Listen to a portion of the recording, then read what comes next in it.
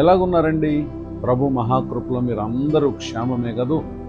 నేటిదిన వాక్య ధ్యానం కొరకు పరిశుద్ధ గ్రంథాన్ని తెరిచి డ్యూటరానమీ చాప్టర్ 15 వర్డ్స్ 11, ద్వితీయోపదేశ కాండము 15వ అధ్యాయము 11వ వచనం. యెహోవా వేల్పులలో నీ వంటి వాడెవడో, పరిశుద్ధతను బట్టి నీవు మహనీయుడవు, స్తుతి కీర్తనలను బట్టి పూజ్యుడవు, అద్భుతములు చేయువాడవు, నీ వంటి వాడెవడు. వాక్య ధ్యానం కొరకై ప్రార్థన. కృపగల మా తండ్రి, మీ కొందనాలు. నేడు చదవబడిన ఈ వాక్య భాగం ద్వారా మాతో మాట్లాడి మమ్మల్ని బలపరచండి. యేసు క్రీస్తు నామములో ప్రార్థిస్తున్నాను తండ్రి, ఆమేన్. చదవబడిన ఈ వాక్య భాగంలో ఇశ్రాయేలు ప్రజలు ఐగుప్తు దేశాన్ని విడిచిపెట్టి వారు కనాను దేశమునకై ప్రభు తమకు సెలవిచ్చినటువంటి మాటను బట్టి వారు చేస్తున్నటువంటి తమ ప్రయాణంలో భాగంగా వారు అరణ్యంలో ప్రయాణం చేస్తూ వచ్చారు. అయితే వారికి ఎదురుగా ఎర్ర సముద్రం ఉంది. వీరు విడిచిపెట్టి వచ్చినటువంటి ఐగుప్తీయులు వీరిని వెనక తరుముతూ ఉన్నారు. వీరికి మోషే నాయకుడిగా ఉండి దేవుని యొక్క చిత్తాన్ని బట్టి నడిపిస్తున్నటువంటి ఆ సందర్భంలో ముందు ఎర్ర సముద్రం, వెనక వారు విడిచి వచ్చినటువంటి ఐగుప్తీయుల ఫరో సైన్యం వీరిని తరుముతూ ఉండగా ఇశ్రాయేలు ప్రజలు చాలా కలవరపడ్డారు. ఆ పరిస్థితుల్లో మోషే మీద వారు సణిగారు. అయితే ఇశ్రాయేలీలు ఐగుప్తీయులకు లోబడి వారికి బానిసలు అయిపోదామని, ముందున్నటువంటి ఎర్ర సముద్రమును వారు తప్పించుకోలేమని వారు ఎంతో మరణపాయ పరిస్థితుల్లో కలవరపడుతున్నటువంటి సందర్భంలో మోషే ప్రభు సన్నిధిలో ప్రార్థిస్తూ ఉండగా దేవుడు తనకు సెలవిచ్చిన మాటను బట్టి తన చేతిలో ఉన్నటువంటి కర్రను సముద్రం వైపునకు చాపగా సముద్రము రెండుగా పాయలై ఇంచుమించుగా 2 కిలోమీటర్లంత వెడల్పు సముద్రము పాయలై కుడి ప్రక్కన ఎడం ప్రక్కన సముద్రము గోడ వలె నిలబడగా ఈ ఆరిన నేల మీద ఇశ్రాయేలు ప్రజలు యువతల నుండి అవతలకు వారు దాటి వెళ్ళిపోయారు. వారు వెళ్ళిపోవుట వారిని తరుముతూ వచ్చినటువంటి ఫరో సైన్యం చూసి వారి వెంట వెళ్ళే ప్రయత్నం వారు చేశారు. ఇశ్రాయేలీయులు సముద్రం అవతల ఒడ్డునకు వెళ్ళిపోయారు.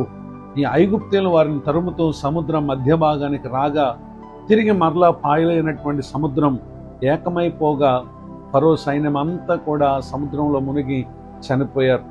ఇలాంటి ఈ ఆశ్చర్యకరమైన అద్భుత కార్యాన్ని చూసినటువంటి ఇశ్రాయేలీయులు మోషేతో కలిసి వారు ఈ విధంగా పాడుతూ ఉన్నారు. ఏమనంటే, అయ్యా వేల్పులలో నీ వంటి వాడు ఎవడు అని చెప్పి వారు మాట్లాడుతూ ఉన్నారు. అనగా ఐగుప్తీయులు దైవములుగా భావించినటువంటివి ఎన్నో ఉన్నాయి, కానీ వారిని ఏదీ కూడా కాపాడలేదు.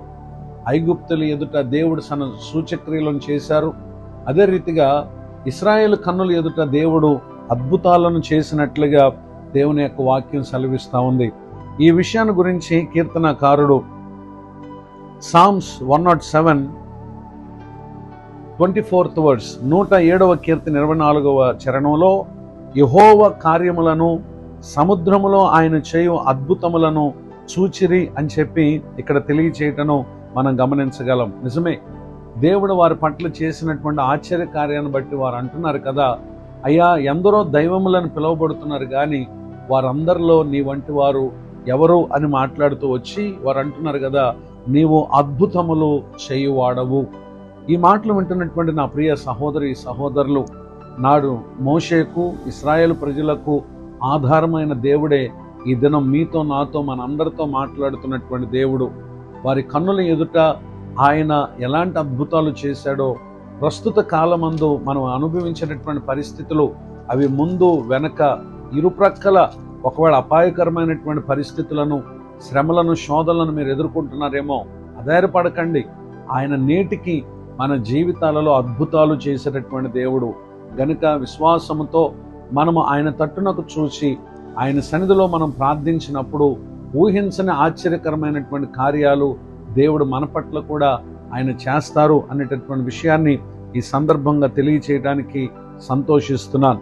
ఒక అన్యుడైనటువంటి రాజు తాను ఇచ్చినటువంటి సాక్ష్యాన్ని మనం పరిశీలన చేసినట్లయితే book of Daniel chapter 4 verse 2, దానియేలు గ్రంథం 4వ అధ్యాయం 2వ వచనంలో, మహోన్నతుడకు దేవుడు నా ఎడల చేసిన అద్భుతములను సూచక్రియలను మీకు తెలియచేయటకు నాకు మనసు కలిగెను అని చెప్పి అతడు లోకమన్నంతట నివసించు సకల జనులకు, దేశస్థులకు, ఆయా భాషలు మాట్లాడు వారికి బబులోను దేశపు రాజు నెబుకద్నెజరు ఈ సమాచారాన్ని పంపిస్తున్నాడు. ఎందుకనంటే నెబుకద్నెజరు కన్నుల ఎదుట అతడు నిలవబెట్టించినటువంటి ప్రతిమకు మేము నమస్కరించమని చెప్పినాం.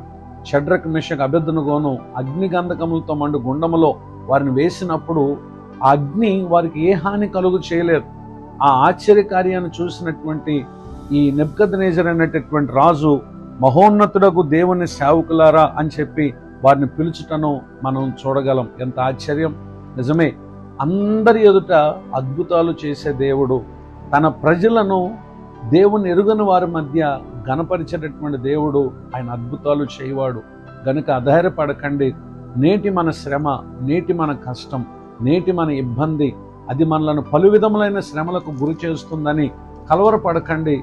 ఒక అద్భుత కార్యాన్ని ఆయన యందు విశ్వాసం ఉంచినటువంటి తన ప్రజల జీవితాలు ప్రభు చేయబోతున్నారు. ఈ దీవెనకు మీరును పాత్రలు కావాలని హృదయపూర్వకంగా కోరుతూ మీ కొరకు ప్రార్థిస్తూ ఈ మాటలు ముగిస్తున్నాను. ప్రార్థన. కృపగల మా తండ్రి, మీకు వందనాలు. వేల్పులలో నీ వంటి వారు ఎవరు లేరయ్యా. నీవే అద్భుతములు చేయవాడవు గనుక మీకు స్తోత్రాలు. కన్నీటితో, దుఃఖముతో, వేదనతో ఎంతమంది అయితే ఉన్నారో, మీ వైపు చూస్తూ నిరీక్షిస్తున్నారు, త్వరలో వారి కొరకు మీరు చేయబోతున్న ఆశ్చర్య కార్యాలు బట్టి స్తోత్రాలు. దైవజనులను, వారి కుటుంబాన్ని పరిచయం దీవించండి. నూతన సంవత్సర దయాకిరీటాన్ని పొందిన మా ప్రియులను కూడా మీరు ఆశీర్వదించండి. మీ కృపాక్షేమములు మా ప్రియులు కలుగు చేసి ముందున్న కాలాల్లో తోడై ఉండమని యేసుక్రీస్తు నామములో ప్రార్థిస్తున్నాను తండ్రి. ఆమేన్. తండ్రి, కుమార, పరిశుద్ధ ఆత్మదేవుడు తోడే నడిపించునుగాక. ఆమేన్.